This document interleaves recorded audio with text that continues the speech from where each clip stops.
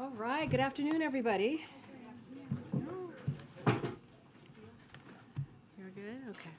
No losing pens.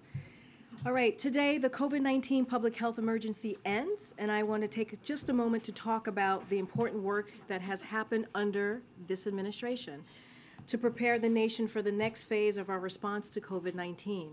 To date, the administration has taken significant steps to ensure Americans have continued access to life-saving protections such as vaccines, treatments, and tests following the expiration of the public health emergency. Under this president, we launched the largest adult vaccination program in U.S. history, with over 270 million Americans receiving at least one shot of COVID-19 vaccine.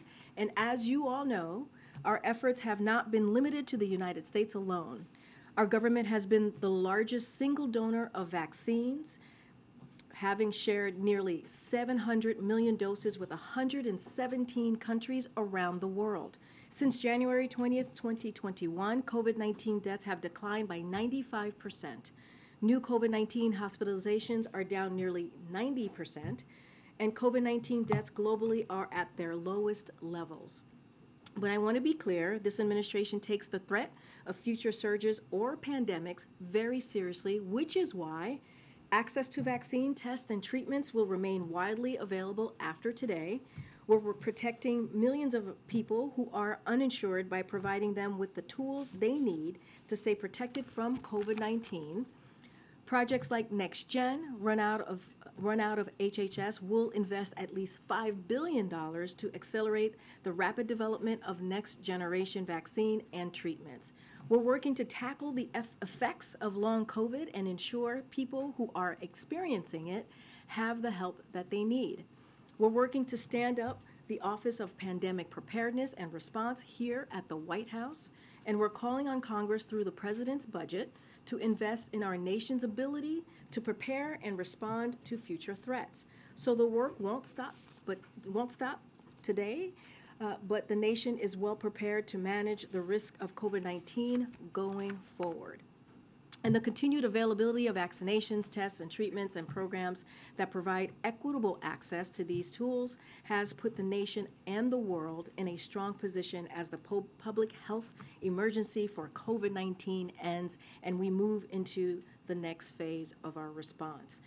This morning, you all saw we continued progress on our efforts to bring inflation down. The official measure of inflation for producers of goods and services fell to 2.3%. That's the average rate of producer price inflation in 2018 and 2019, and the lowest level in more than 2 years. And it follows news we received yesterday showing that consumer inflation declined for 10 months in a row. That includes a second month of falling grocery prices. So while there is more work to do to lower costs for families, we are making important progress at a time when our job market remains historically strong. Unemployment is at its lowest level in more than 50 years. The share of working age Americans in the workforce is the highest in 15 years, and unemployment for African Americans is at the lowest that we've ever seen. Our historic recovery and falling inflation is thanks to, in part, because of the president's work and what he's done over the last 2 years, including lowering costs for prescription drugs, insulin, energy bills, and gas. With that, thank you for your time. I'd like to introduce, as we have promised, Secretary of Homeland Security, Alejandro Mayorkas, to provide you all with the update on our robust work underway as Title 42 lifts later today. Secretary, the podium is yours. Thank you very much, Karine, and good afternoon. Tonight at 11:59 p.m. Eastern Time, the pandemic-era Title 42 public health order will end. Starting at midnight, people who arrive at our southern border will be subject to our immigration enforcement authorities under Title 8 of the United States Code. Here is what that means. If anyone arrives at our southern border after midnight tonight, they will be presumed ineligible for asylum and subject to steeper consequences for unlawful entry, including a minimum 5-year ban on re-entry and potential criminal prosecution. The transition to Title 8 processing will be swift and immediate. We have surged 24,000 Border Patrol agents and officers, thousands of troops, contractors, and over 1,000 asylum officers and judges to see this through. We are clear-eyed about the challenges we are likely to face in the days and weeks ahead, and we are ready to meet them. We expected to see large numbers of encounters initially. We are already seeing high numbers of encounters in certain sectors. This places an incredible strain on our personnel, our facilities, and our communities with whom we partner closely. We prepared for this moment for almost 2 years, and our plan will deliver results. It will take time for those results to be fully realized, and it is essential that we all take this into account. Our current situation is the outcome of Congress leaving a broken, outdated immigration system in place for over 2 decades, despite unanimous agreement that we desperately need legislative reform. It is also the result of Congress's decision not to provide us with the resources we need and that we requested. Our efforts within the constraints of our broken immigration system are focused on ensuring that the process is safe, orderly, and humane, all while protecting our dedicated workforce and our communities. I want to be very clear. Our borders are not open. People who cross our border unlawfully and without a legal basis to remain will be promptly processed and removed. An individual who is removed under Title VIII is subject to at least a 5-year ban on re-entry into the United States and can face criminal prosecution if they attempt to cross again. Smugglers have been long, hard at work, spreading false information that the border will be open. They are lying. To people who are thinking of making the journey to our southern border, know this: smugglers care only about profits, not people. Do not risk your life and your life savings only to be removed from the United States if and when you arrive here. Our approach to build lawful, safe, and orderly pathways for people to come to the United States and to impose tougher consequences on those who choose not to use those pathways works. President Biden has led the largest expansion of lawful pathways in decades. People from Cuba, Haiti, Venezuela, and Nicaragua have arrived through lawfully available pathways, and we reduced border encounters from these groups by 90% between December of last year and March of this year. We are launching new and expanded family reunification parole processes for nationals of Colombia, Cuba, El Salvador, Guatemala, Haiti, and Honduras, and are increasing use of the CBP One mobile app for individuals to schedule appointments at our ports of entry. To those who do not use our available lawful pathways, we will deliver tougher consequences using our immigration law authorities. The new rule, finalized yesterday, presumes that those who do not use lawful pathways to enter the United States are ineligible for asylum. It allows us, the United States, to remove individuals who do not establish a reasonable fear of persecution. We announced that eligible families will be placed in expedited removal proceedings, and those that receive a final negative credible fear determination will generally be removed within 30 days of being placed in those proceedings. We began planning in 2021 for the end of Title 42. Just a few highlights. In addition to securing the first increase in Border Patrol agent hiring in more than a decade, we are in the process of surging personnel to the border, including over 1,400 DHS personnel, 1,000 processing coordinators, and an additional 1,500 Department of Defense personnel. We are delivering tougher consequences for unlawful entry. During the first half of this fiscal year, we returned, removed, and expelled more than 665,000 people. We are conducting dozens of removal flights each week, and we continue to increase them. Just yesterday, we worked with the Mexican government to expel nearly 1,000 Venezuelans who did not take advantage of our available lawful pathways to enter the United States. We are bolstering the capacity of local governments and NGOs. Last week, we announced the distribution of an additional $332 million to support communities along the southern border and in the interior of our country. And we are going after the smugglers, leading an unprecedented law enforcement disruption campaign that has led to the arrest of more than 10,000 smugglers who mislead and profit from vulnerable migrants. The United States is also working closely with regional partners to impose stiffer consequences at our border, expand lawful pathways for orderly migration, and coordinate enforcement efforts. This includes Mexico announcing for the first time ever that they will accept the returns under Title VIII authorities of nationals of Cuba, Haiti, Nicaragua, and Venezuela, so that we can continue the parole processes that have been so successful in reducing migration from those countries. It includes working with Colombia and Panama to launch a historic anti-smuggling campaign in the Darien to target criminal networks that prey on migrants. And it includes dramatically scaling up the number of removal flights we can operate to countries throughout the hemisphere, including Colombia, Peru, and Ecuador. We are a nation of immigrants and a nation of laws. We are doing everything possible to enforce those laws in a safe, orderly, and humane way. We are working with countries throughout the region, addressing a regional challenge with regional solutions. We yet again, call on Congress to pass desperately needed immigration reform and deliver the resources, clear authorities, and modernized processes that we need.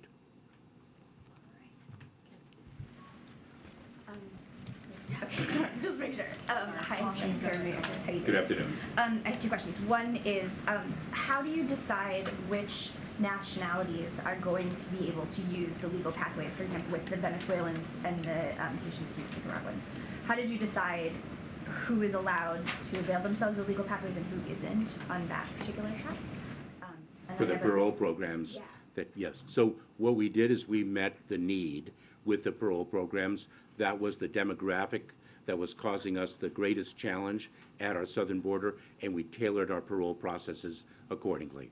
So is it possible that those nationalities could shift as you see shifting nationalities at the border?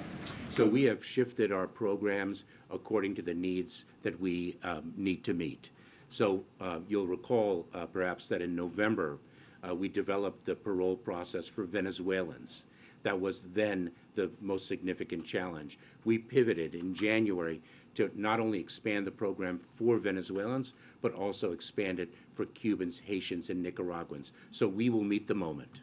And then on overcrowding, if the Border Patrol facilities are overcrowded and some migrants have to be released, does that send the very message you're trying to avoid, which is that people will be released into the interior?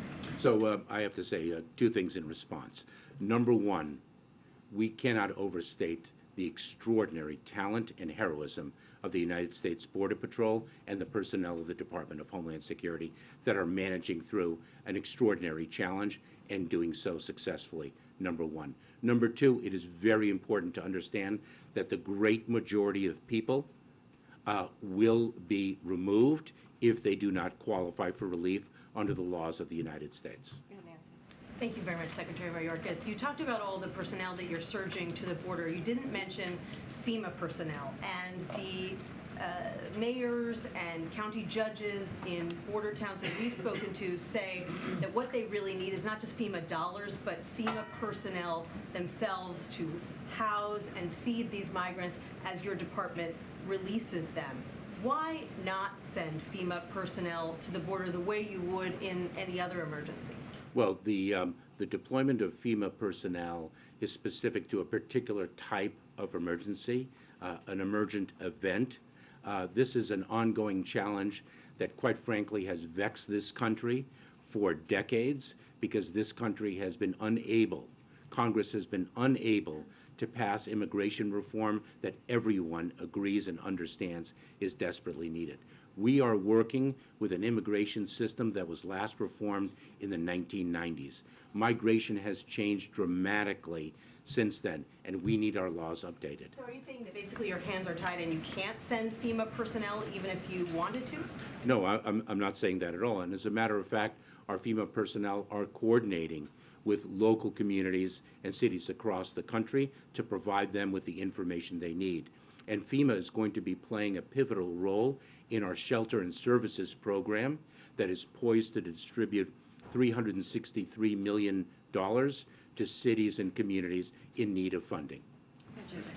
I'm wondering about your communications with foreign countries. Have you had conversations in the last couple days or so with any foreign government officials ahead of this lifting? So I should take a step back and say, when I speak of the fact that it is a regional challenge for which regional solutions are needed, let me put a finer point on that. There are approximately 20 million displaced people throughout our hemisphere. The challenge that we are encountering at our southern border is by no means unique to the southern border of the United States. And I have learned that powerfully, not only through the information and analysis that we undertake in the United States government, but in our conversations with our foreign partners. Just this week, I spoke with the Foreign Secretary of Panama. Last week, I spoke with the President of Guatemala. 3 weeks ago, I was in Panama to speak with the Panamanian Foreign Minister and the Colombian Foreign Minister. We are engaged, and of course, Secretary Blinken is leading the diplomatic engagements. Diplomacy is a key pillar of our effort. The question is, I want to focus in on Black migrants from Africa and the Caribbean nations. Nana Jean-Pierre, who has met with President Biden on this issue and other civil rights leaders, said that the lifting of Title 42 suppresses Black asylum seekers who are required to ask for asylum in countries they transit through. Many of those countries are too dangerous for Black migrants to request asylum. And she gives the example of the African Americans who traveled to Mexico. Some were killed. They were thought to be Haitian migrants. What do you say to that? And what is there an effort? And what will you do to safety net or safeguard some of these Black migrants who are trying to come now for asylum, who are in countries or transiting through countries where they cannot ask for asylum through under the laws that the Biden administration has put in place? So let me share with you one way in which migration has changed dramatically over the years. It is no longer the case that individuals can, on their own, reach the southern border of the United States.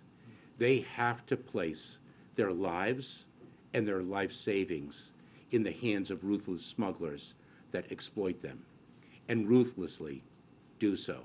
And we have not only a security obligation, but a humanitarian obligation to cut those smugglers out. And that is indeed what we are doing. And this President Biden, has rebuilt our refugee processing capabilities and has committed to a large number of refugee admissions to the United States. Our President Biden, has expanded lawful pathways for migrants like no other president past. And what we are doing is we are extending an outstretched arm of humanitarian relief to reach people where they are, so they do not have to place their lives in the hands of those smuggling organizations. But the southern border is not just Mexicans, it is Haitians, it's Africans, as we've seen, particularly with that issue with the Haitians being whipped with the reins or the horses. But what is there? Well, let me just correct you right there, because actually the investigation concluded that the whipping did not occur. I'm sorry, I saw it differently. They were whipped with something from the horse, reins from a horse. Maybe the video or the picture was fixed, but what I saw was totally different. I'm sorry. Yeah, I'm going to leave you as corrected. What happens, again, the Mexican border is not just Mexicans, it's Africans and Haitians. What is there in place? as you hear from people who are advocates for immigrants like Nana Jumphrey, to help those who are trying to seek asylum from places like Haiti that has gangs. They can't even have an election because the atrocities there are just so great. So a few responses. Number one, we have set up the CBP One app to enable people to make appointments and arrive at ports of entry safely if they qualify for exceptions under the Public Health Authority of Title 42, which of course is set to expire at 11:59 p.m. We have admitted approximately 740 people through that CBP One app per day. The majority of the individuals admitted have been Haitian. We are expanding that CBP One app to reach as many as 1,000 people a day.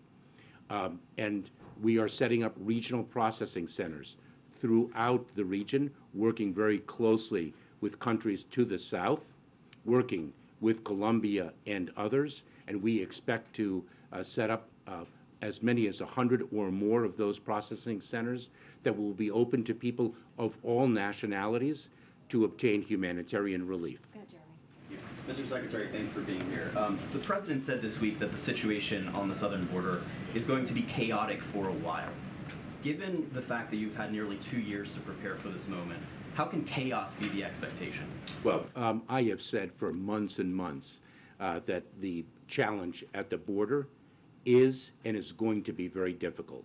And we have spoken repeatedly about the fact that that difficulty may actually only increase at this time of transition.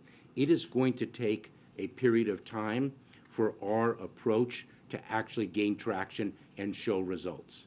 And I've been very clear about that. The fundamental reason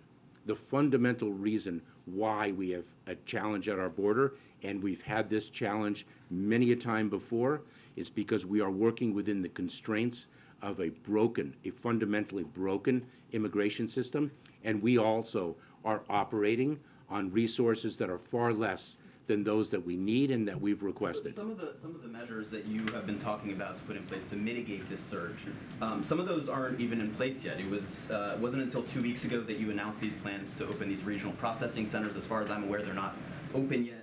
Of the 1,500 troops that the President deployed, only 550 are actually on the ground. So given how long you have known that Title 42 is ending on May 11th, why aren't all these measures already in place? So we have implemented measures well before those few that you identify. Our parole processes would be an example. While we deployed 1,500 additional Department of Defense personnel, we've had 2,500 Department of Defense personnel well in place already. We have surged resources of all types over months and months, not just personnel, but transportation facilities, technology, additional bed space. So we have been, in fact, you've done all you can at this point. We have done all we can with the resources that we have and within the system that we are operating under. I want to ask you a couple of questions, Mr. Secretary. Thanks for being here. First, on the CBP One app that you were speaking about right now, migrants that are speaking to journalists, including our reporters on the ground, have indicated a series of frustrations. They say they're having trouble logging on, they're having trouble getting appointments, they're having trouble with language barriers. Perhaps they speak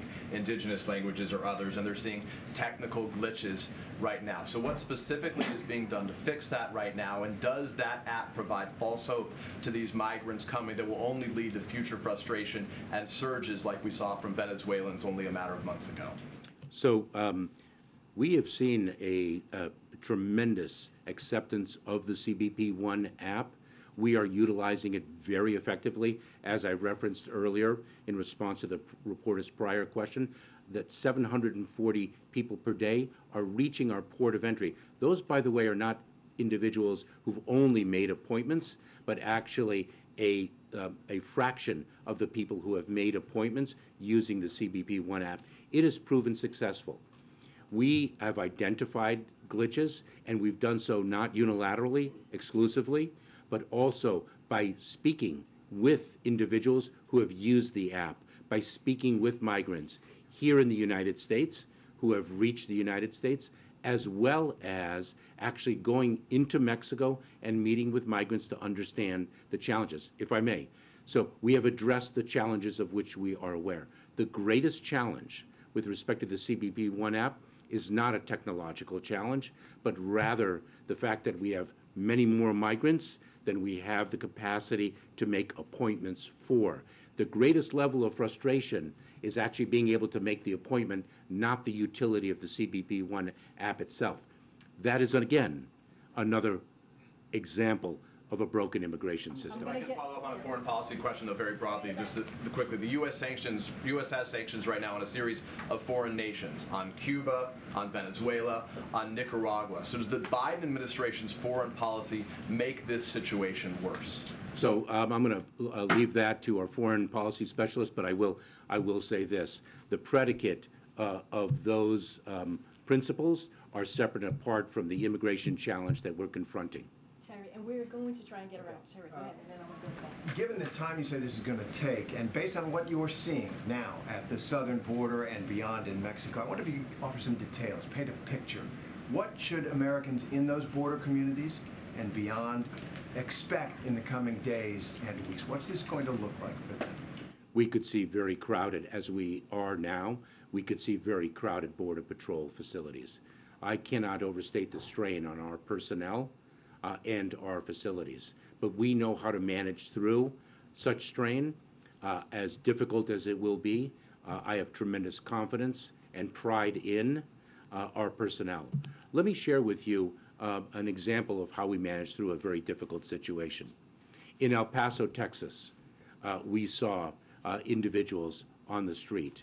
We engaged in a very sensitive and humane law enforcement operation to address that challenge, and we successfully have done so to the praise of the city of El Paso. Can I just follow up? Our teams in El Paso say that there are hundreds of migrants now in the open, in shelter with very limited access to food and water and bathrooms for days. Why are they being processed? Is that what we can expect? So we are working very closely with nonprofit organizations, with community groups, to really deliver a community response to the challenge. I cannot understate, I cannot overstate how much of a challenge it is going to be, and how we all have to deal with it as one administration and one country. Fundamentally, we need Congress to act. Go ahead, Michael. Thank you. Mr. Secretary, thank you for doing this. Is this exclusively a challenge at the land border, or are you also seeing an increase in irregular migration by sea to Florida and to California for that matter? And then secondly, on the regional processing centers, I know that your staff has said that you'll have more announcements on exactly where those will be in the coming days, but just to echo my colleague's point, did you want those to be ready ahead of the expiration of Title 42, and can you give any details on exactly where those processing centers will be? So with respect to maritime migration, a number of months ago, we were experiencing pressure in the maritime environment, and we responded to that pressure with increased resources. It is incredibly perilous for individuals to take to the seas. The search and rescue operations that the United States Coast Guard has to undertake all too often to rescue people, those seas are rough, and the vessels that they use are extraordinarily flimsy, and we see death on the high seas. And so we plussed up our resources, our Coast Guard resources. We also activated more robustly the reunification programs that give a lawful pathway for individuals to reach a country of safety. Brian. There was a second part to that question. Oh, I'm so sorry. Sorry. I'm sorry, Michael. I'm trying to get as many people as I Oh, can. the regional processing centers. Sorry about that. I apologize. So the regional processing centers, that's not something that the United States can set up unilaterally within a matter of weeks. This is a subject that requires diplomacy. We rely on our foreign partners, and it takes a great deal of partnering not only with the partners themselves, but also with the international organizations that are part of the fabric of international humanitarian relief. The United Nations High Commissioner for Refugees, the International Organization for Migration, and others. Go ahead, Brian. Thank you, Mr. Secretary. A bus of migrants from Texas arrived in front of the Vice President's office this morning, Vice President's house this morning. What's your response to that, to more buses of migrants being sent from Texas to Washington, D.C.? It is a both sad and tragic day when a government official uses migrants as a pawn for political purposes. Thank you, Karine. Thank you, Secretary, for being here.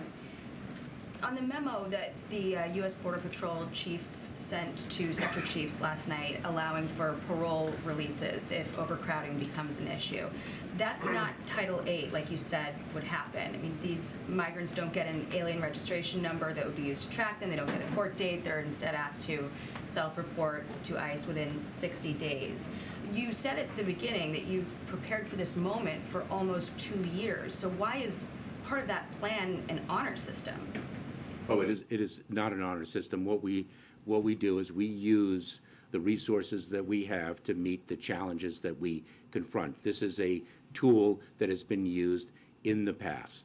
The vast majority of individuals will indeed be placed in expedited removal, and if they do not qualify, will be removed in a matter of days, if not weeks, from the United States. When we encounter a volume of individuals for which we need to address in a different way, we do so.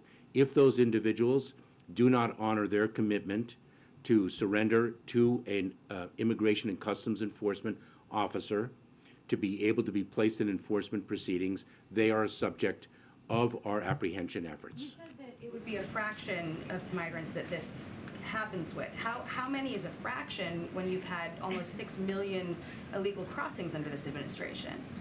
We, last year, removed, returned, and expelled approximately 1.4 million individuals. That is the most in any one year. Will you be on shaky legal ground, though, with mass releases? Well, first of all, First your question has a factual predicate with which I would disagree about mass releases, number one. But releases of individuals subject to immigration enforcement proceedings is not something particular to this administration. Case-by-case basis, and this would not be on a case-by-case basis. We implement our operations in conjunction with the Department of Justice, and we have confidence in the lawfulness of our actions. Thank you. Mr. Secretary, are you concerned that the new asylum regulations will encourage more children to leave their families since unaccompanied kids are exempt? No, we are not. It is an obligation for us to address the needs of unaccompanied children.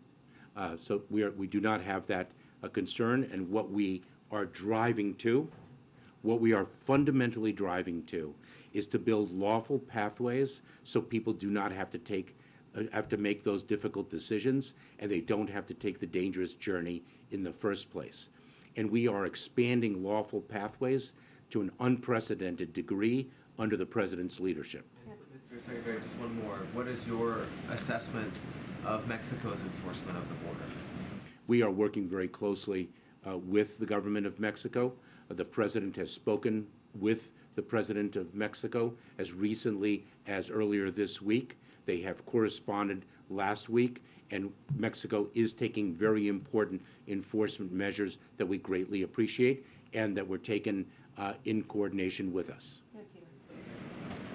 Yeah, so, Secretary, how is the administration redirecting the immigration judges to prioritize new arrivals, and will that affect the backlog that's already there for previous arrivals? So Peter, your question, if I may, just to hit this point once again, your question speaks of an immigration court backlog that exceeds 2 million cases. What a powerful example of a broken immigration system.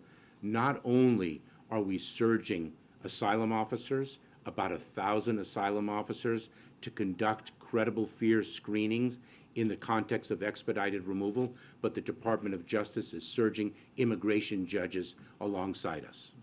Thanks. Sir, if I could ask you about the... Sorry, Peter. Sure. We're trying to get, sorry about that. The Title VIII enforcement you're talking about, you're trying to send a message. The critics of the administration would argue this is a message that you could and probably should have sent earlier on in the administration. Can you walk us into the deliberation? How did you arrive at the idea that there should be a presumption of ineligibility, and why was that policy not announced earlier? So, in response to your precise question, we sought to end Title 42, the Public Health Authority, earlier. We sought to roll out our immigration enforcement authorities under Title 8 of the United States Code earlier. We were enjoined from doing so by a court. But specifically, the asylum policy, the presumption of inadmissibility, why not come out with that sooner? You're trying to send that message now. And It's not a message. We don't promulgate a regulation. We don't promulgate a law to send a message. We promulgate a law to achieve a policy and operational outcome. And the outcome that we seek to achieve through this regulation is to incentivize people to take the lawful pathways and disincentivize them to place their lives in the hands of ruthless smugglers. It's on the screen behind you as deterrence. New regulation directing migrants. That's not a message. That's an impact on human behavior. Okay, we got to, go ahead. I'll go to the back. Thank you. Thank you, Secretary. First, have you ruled out family detention as an option? And then two, you said that you have many more migrants than you have appointments for. So is there any effort to try to expand the appointments, and do you have numbers for how many appointments are confirmed per day? So we are indeed expanding the use of CBP One app from approximately 740 arrivals at our ports of entry along the southern border to 1,000 a day. And we are exploring what other capabilities we can add to that. And the first part of your question was family detention. This administration ended family detention in March of 2021. So you're not going to bring it back at all? We've made it clear that families who are in immigration enforcement proceedings, including in expedited removal proceedings, a more accelerated immigration enforcement process, will be on alternatives to detention. The conditions of alternatives to detention may be increased as the situation warrants. To what? So, for example, we could place heads of household under curfews so that we are better able to monitor their activities and I should say their compliance with our restrictions and obligations to appear in court. Go ahead. Go ahead. Secretary, or Can you orient me? Sorry. Go into the back. Mr. Secretary, can you describe how you will be treating any differently migrants at the border that come from countries where we don't have close working relationship? For example, we've seen reporting of migrants coming as far from China, Russia, Syria. And then my second question, I'm going to try to ask Peter's question in a different way, with some Democrats urging that President Biden end sanctions on Cuba and Venezuela. Do you support that? So you speak of different demographics arriving at our southern border. This speaks to the fact that the challenge of migration is not exclusive to the southern border and is, in fact, not exclusive to the Western Hemisphere. We are seeing a global displacement of people that is the greatest since at least World War II. The challenge of encountering individuals from countries that are to which it's not easy to remove people has been a long-standing challenge that our immigration laws have run into. So what do you do with those people actually now, like people who are coming from Russia and China and so on? What do you do with them? So we place them in immigration enforcement proceedings, and if they make a claim for relief, we adjudicate those claims. And if, in fact, those claims are granted, then they have, under our laws, a basis on which to stay in the United States. If they do not, then we work with foreign governments to address the enforcement actions that we think are appropriate. Way in the back. For ending sanctions, sir? That is a little bit outside the remit of today's discussion. Way in the back in the front. Secretary, thank you. So you're talking about Congress needing to act on this. Any reaction to the immigration package that House Republicans are looking to vote on today? And second question on the processing centers, was it a mistake to not have them ready to prevent a surge? Can you repeat the second part of that question? And I would say the President Biden, presented Congress with a legislative package on day one of this administration, now about 28 months ago. And we are hopeful that sensible and needed legislative reform will be passed by Congress, and we do not concur with the bill that was presented today. On the processing center specifically, though, was it a mistake to not have them ready in time to prevent a surge?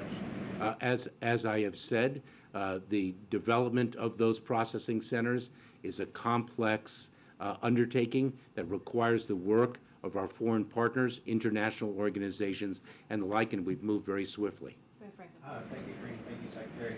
Republicans repeatedly seek to paint the administration as being unable to secure the border. I wanted to ask, do you see this as a test? Does the administration see this as a test, or possibly an opportunity to show the American people that the administration does have the ability to manage the border under difficult circumstances? We view this as a challenge that we will meet.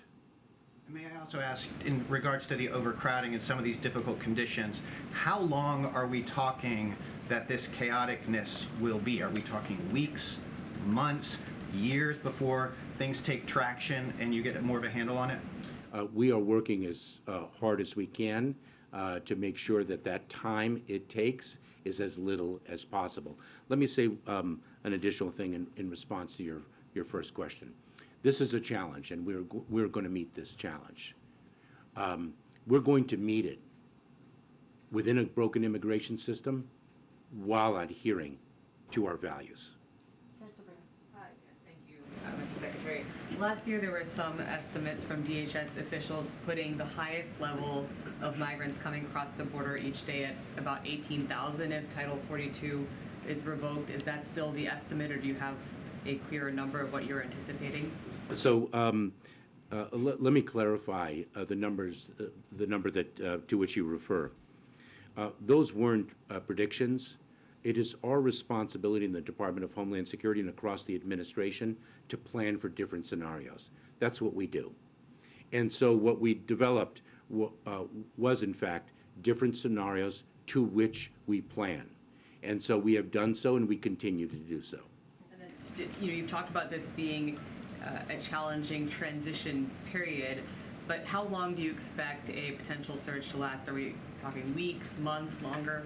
We have confidence in the approach that we are taking, which is to really present lawful pathways for individuals to take advantage of and to disincentivize individuals from really placing their lives in the hands of smugglers. And let me share with you that the parole processes that we announced and implemented on January 5th for Cubans, Haitians, Nicaraguans, and Venezuelans are a proof point of the success of our approach. We saw a tremendous demand to access those lawful pathways, and we saw over a 90% drop in the number of encounters of individuals from those 4 countries at our southern border, and we saw that very, very quickly. Okay, a couple more. Go ahead, Phil. Republicans have challenged you on this point on Capitol Hill, and I wanted to give you an opportunity to respond. They point to Border Patrol's own numbers, which show that going back to October of last year, there were more than 1 million apprehensions, but then there were also more than 530,000 gotaways. That's roughly the size of the population of the city of Baltimore. How can you say that the border is not open? So we removed, returned, and expelled 1.4 million people last year. Ask those 1.4 million people if they think the border is open. Our apprehension rate at the border is consistent with the apprehension rate in prior years. And then In El Paso, they've declared thanks a to state the of emergency. extraordinary work of the United States Border Patrol. And in El Paso, they've declared a state of emergency, but we've also seen this in other cities like New York and Chicago. I'm wondering, while so much of the focus is on the southern border itself, can you tell us more about the steps that DHS is taking to support those cities elsewhere, as this surge affects not just that geography, but other cities and states across the country? I would say a number of things. Number one, we're grateful to Leader Schumer and Congress for the Emergency Food and Shelter Program funding in the omnibus this past December of $800 million. That's a significant increase over the prior year's funding of $150 million. We're working very closely with cities and communities along the border and in the interior of the United States. We need the system fixed. Thank you, Mr. Secretary. Back to the question of mass releases. I know you've pushed back against that, but the Florida Attorney General has filed a lawsuit against you, alleging that you are about to conduct a policy of mass releases with the news that was released yesterday. What's your response to that, and more broadly, what's your message to the judicial branch, who is playing a role in this process as well? Well, I don't send messages to the judicial branch. The judges make the decisions that they believe are warranted under the facts and laws before them. But I will say this: it is interesting to see some of the tools that we employ that are successful or operationally needed to be challenged in the courts. So, for example, the parole process that we announced and implemented on January 5th for Cubans, Haitians, Nicaraguans, and Venezuelans. Immediately, that demonstrated a reduction in the number of those individuals arriving at our southern border of over 95%, and yet it's been challenged in a court. And so our parole authority, when we use it to release a fraction of the people whom we encounter, and that is challenged, I question the motives of the plaintiffs. Thanks, Karine. Following up on the emergency food and shelter program that you just mentioned, groups in El Paso that are helping to feed and house this influx of migrants, they say this program has a problem in that the funding can only be used to help migrants who've encountered DHS and been processed. Is that requirement realistic to the situation that these communities are facing? It is necessary, and I should say this past Friday, under the Emergency Food and Shelter Program, we distributed $332 million primarily to border communities. We now have, under the new structure that the omnibus that Congress equipped us with, we now have the Shelter and Services Program that we in the Department of Homeland Security will control. That will prove, I think, more nimble. And we, I think, have 363... That same restriction that it has to be, can only be used for migrants who've been processed. So what about those who have not been processed? Is there no way to help with addressing the humanitarian need there? So just to finish my thought, I think we have about $363 million to distribute through the Shelter and Services Program, and I believe that non-governmental organizations in the cities address the needs of individuals who have not been processed. Thank you so much, Karine. You can If you could raise your hand so I can orient visually.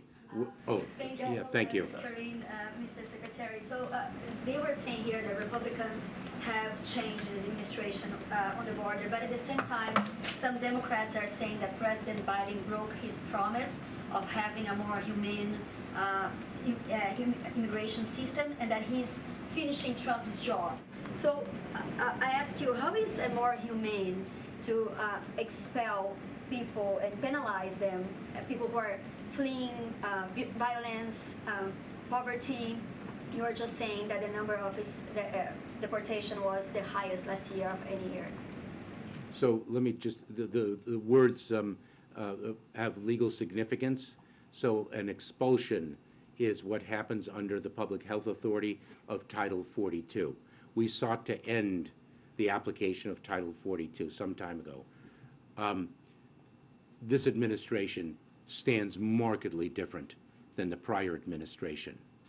Markedly different. We have, in fact, a family reunification task force that has now reunified, I think, more than 700 families that were cruelly separated. We have, by the prior administration, we have rescinded the public charge rule that punishes individuals who've migrated to the United States just for accessing public resources to which they are entitled. We have granted temporary protected status to quite a number of countries. This president has led the unprecedented expansion of lawful pathways. We stand markedly different than the prior administration. We do not resemble it at all. What we do, and by the way, we have rebuilt an asylum system that was dismantled in the prior administration. We have resumed refugee processing all around the world, and these regional processing centers are going to accelerate the, pardon me, the refugee process in an unprecedented way. We are a nation of immigrants, and we are a nation of laws. And those laws provide that if one qualifies for humanitarian relief, then one has established a basis to remain in the United States. And if one has not, then one is to be removed. And that is exactly what is going to happen. You gotta go. We're done. You talked about cost. What's the rough cost to American taxpayers since the roughly 4 million people have come into this country illegally since January of 2021, as those people show up at community hospitals, as they enter the school system, as they get other government help? Do you have a taxpayer cost? Let me turn that question around a little bit, because I'm going to turn it around to match the question that an international partner asked of me. And the question that the international partner asked of me is, what is the economic cost of your broken immigration system? Since there are businesses around this country that are desperate for workers, there are desperate workers looking for jobs, desperate workers in foreign countries that are looking for jobs in the United States where they can earn money lawfully and send much needed remittances back home. What is the cost of a broken immigration system? That is the question that I am asked, and that is the question that I pose to Congress, because it is extraordinary. But do you have a cost that the taxpayers are paying now? I believe I have addressed your question. Final two. I wanted to ask one more on the regional processing centers. I know you said it takes a ton of coordination, but can you give any more detail as to what's standing in between these actually being stood up? Is it a personnel thing? Is it a matter of nailing down location, working out agreements with international partners? Just a little bit more on that. Yes. Yes. Okay. Yes, there are a lot of moving pieces. Thank you. Thank you, Karine. So I just wanted to ask about messaging, because for years the administration has said that the border is closed and migrant crossings continue to notch records. And you just said that your message to migrants who are traveling unlawfully is do not spend your life savings coming here only to be apprehended if and when you arrive here. But I'm wondering what you think it will take for that message to land. The question's a very important one because it speaks of two things. One is, of course, the efforts we make, but the second is a phenomenon that we are confronting, and that is the smuggling organizations that spread disinformation to vulnerable migrants. They lie to migrants, and as a matter of fact, when I was in Panama, speaking to my counterpart, the foreign secretary in Panama, and the Minister of Security, they were speaking of the fact that smugglers in that region of the world, before the migrants enter the Darien, an incredibly treacherous terrain, they are deceived into thinking that they are going to be on a 2-day tour. And so the smuggling organizations prey on the vulnerability of migrants and exploit that vulnerability solely for profit. We are communicating to migrants in country to communicate the truth, the dangers of the journey, the exploitation of the smugglers. And just yesterday we announced an extraordinary digital campaign to amplify that messaging, which is so vital. Final question right there. I was wondering if you could put some specifics on this plan. Let's say Border Patrol catches 10,000 migrants tomorrow. Of those, how many are going to be detained how many will be caught and released, and how many will be removed and returned within 72 hours? So let me share with you that we have already encountered 10,000 individuals in a single day. So we already have proven that we can manage through that. We have surged resources, not just the Department of Homeland Security, but the Department of Justice, and bringing immigration judges to work alongside asylum officers to address the expedited removal process. We have surged the resources that we have, given the resources that we have been given by Congress, which is less than what we need and less than what we requested, to meet the challenge to the best of our abilities. Thank you, sir. Appreciate it. Thank you very much, Karine. Thank you all. Thank you. Appreciate it. Thank you. Are you going to the border anytime soon? So, guys, we are way over time. So even our amazing cleaning crew has come in a couple times.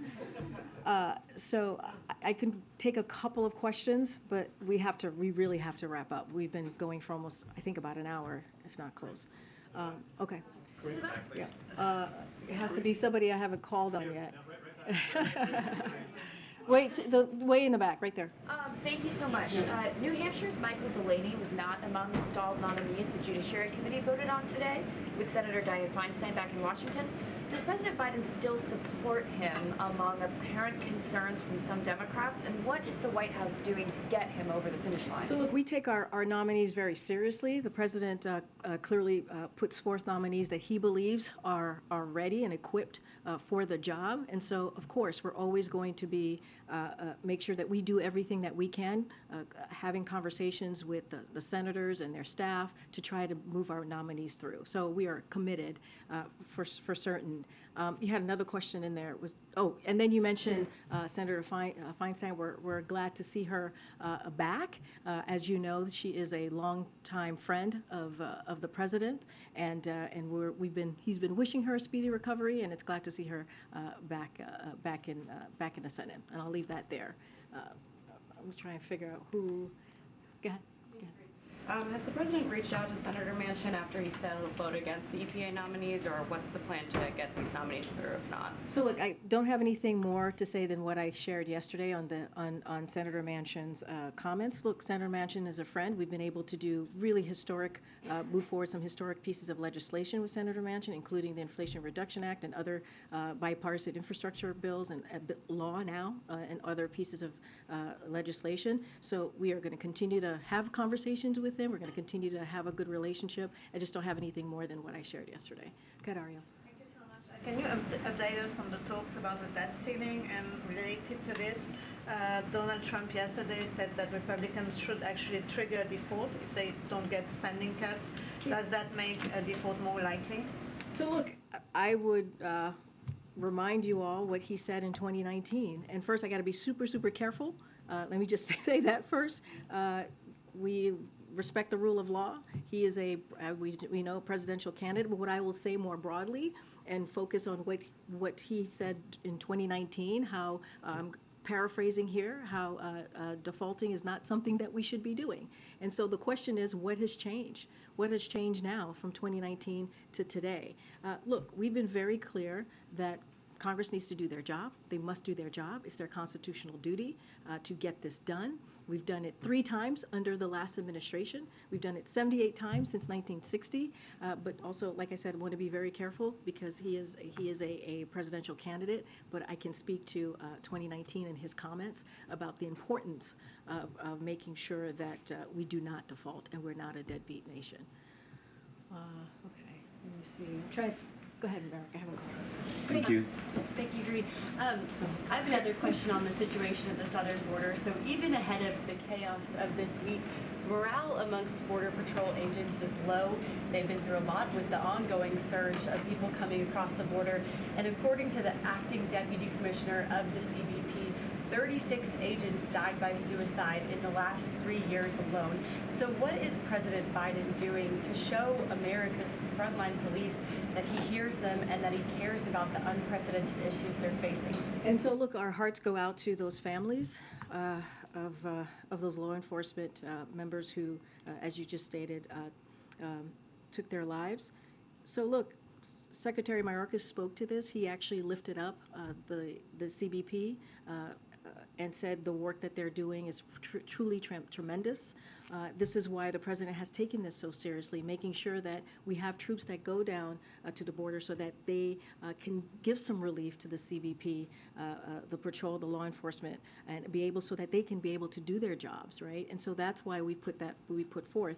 And what we have seen on our end is you've seen House Republicans who have voted to fire 2,000 law enforcement. Those same CBP members, they voted to fire at least 2,000, voted against giving resources for folks who are at the border, for DHS, for these law enforcement officers. And so the president is doing everything that he can with the tools that he has in front of him. That's why he asked Congress on his first day, please, we have a comprehensive plan in front of you. We want you to take a look at this. We want to fix a system that has been broken for decades. You heard the secretary said since 1990s, and so it is time to get to work. The president is doing everything that he can. We understand there is a challenge at the border, but we are going to continue to put forth a robust, multi-agency process to deal with an issue that has been around for decades and decades. See who I have not called. Go ahead, Karen. Do you have updates on when the president and congressional leaders will meet tomorrow? How much time the president's allotting for that meeting? And can you give us an update on the staff meetings that took place since that principals meeting? So and how would you care?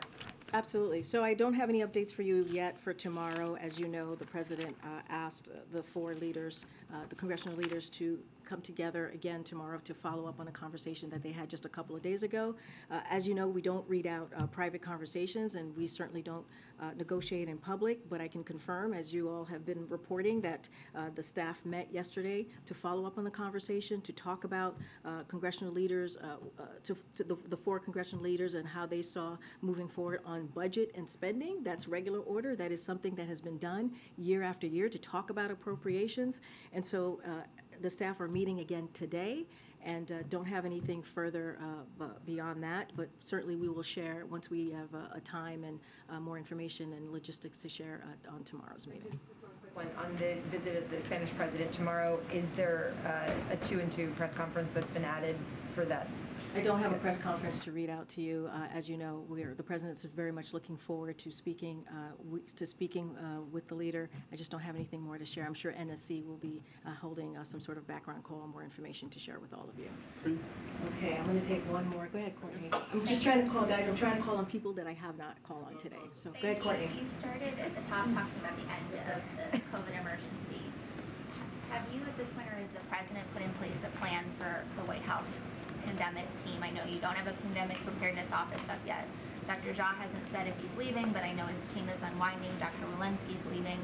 Can you talk a little bit about the leadership that's going to be in charge of COVID moving forward, especially if the tools that we have that you've been discussing don't work at a certain point or don't work as well? So I don't have anything to share. I know you just asked me about the COVID team. We did, as I mentioned at the top, we do have an Office of Pandemic Preparedness, as I've mentioned multiple times. It was in the omnibus budget package for fiscal year 2023. So Congress called on us to establish this office. So we're working through that, and once we have more information, we will share that with all of you. I will be back tomorrow, everybody, and then we'll take more information. I'll be back tomorrow, guys. Thanks, everybody.